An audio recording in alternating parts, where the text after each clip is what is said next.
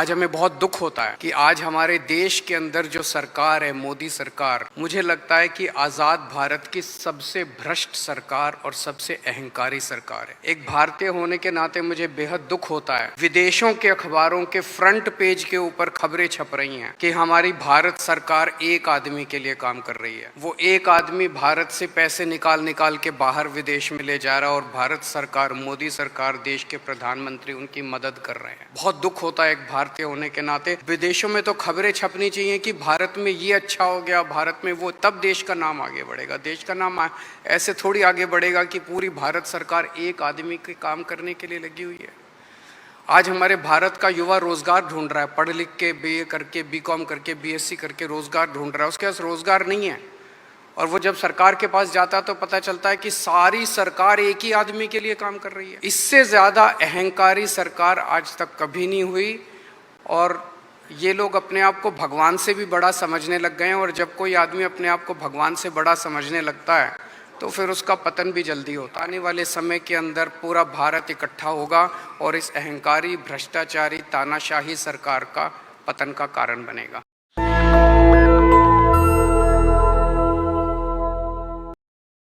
आप सब लोगों को मेरा नमस्कार।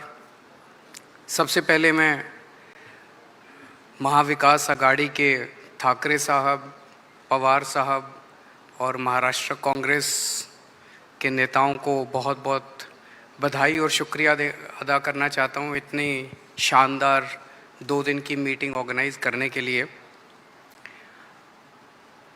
ये जो इंडिया अलायंस है, ये अलायंस कुछ चंद 26, 27, 28 केवल पार्टियों का अलायंस नहीं है। ये इंडिया अलायंस इस देश के 140 करोड़ लोगों का अलायंस है और ये लोग एक साथ आए हैं।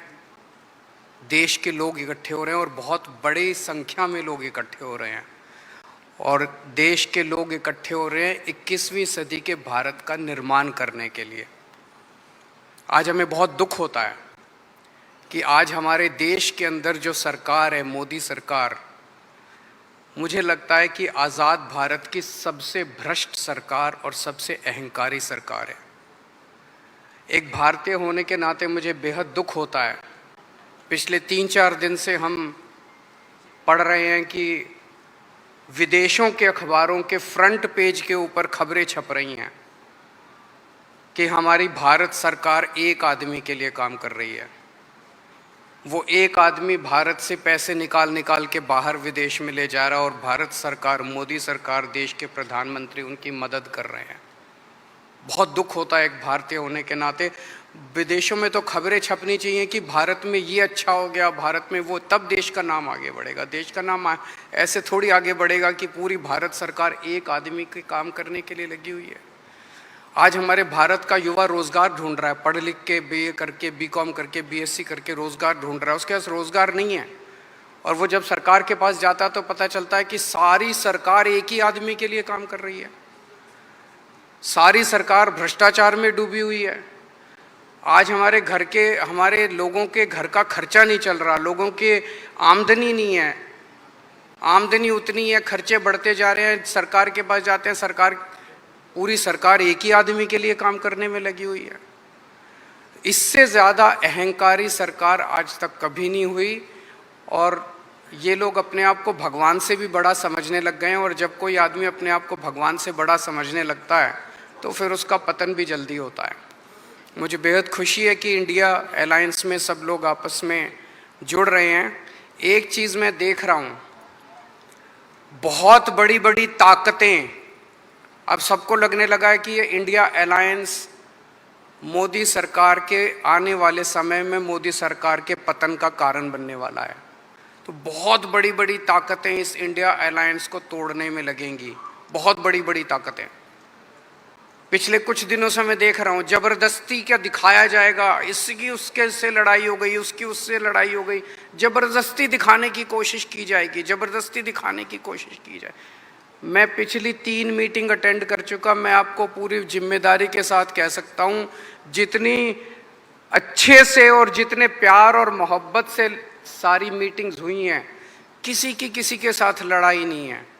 और यहाँ पे जितने लोग बैठे हैं कोई पद के लिए नहीं आया, सब 140 करोड़ लोगों के इस भारत देश को बचाने के लिए आए हैं, इसको तरक्की के रास्ते पे ले जाने के लिए आए हैं, कोई यहाँ पे पद के लिए नहीं आया है। मुझे बेहद खुशी है, 2 दिन की हमारी मीटिंग बहुत अच्छी रही और सबने आगे बढ़ बढ़ के आज मीटिंग में जिम्मेदारियां ली हैं।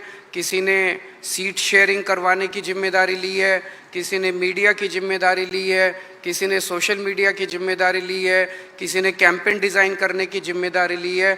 मुझे पूरी उम्मीद है कि आने वाले समय के अंदर पूरा भारत इकट्ठा होगा और इस अहंकारी, भ्रष्टाचारी, तानाशाही सरकार का पतन का कारण बनेगा। बहुत बहुत शुक्रिया। नेशनल दस्तक की आपसे गुजारिश है कि अगर इसको बचाना चाहते हैं तो नेशनल दस्तक को सब्सक्राइब करने के लिए रेड कलर के सब्सक्राइब बटन को दबाएं, फिर बेल आइकन की घंटी दबाएं। नेशनल दस्तक को बचाने के लिए बहुत जरूरी है कि हर खबर को शेयर करें, लाइक करें, कमेंट जरूर करें।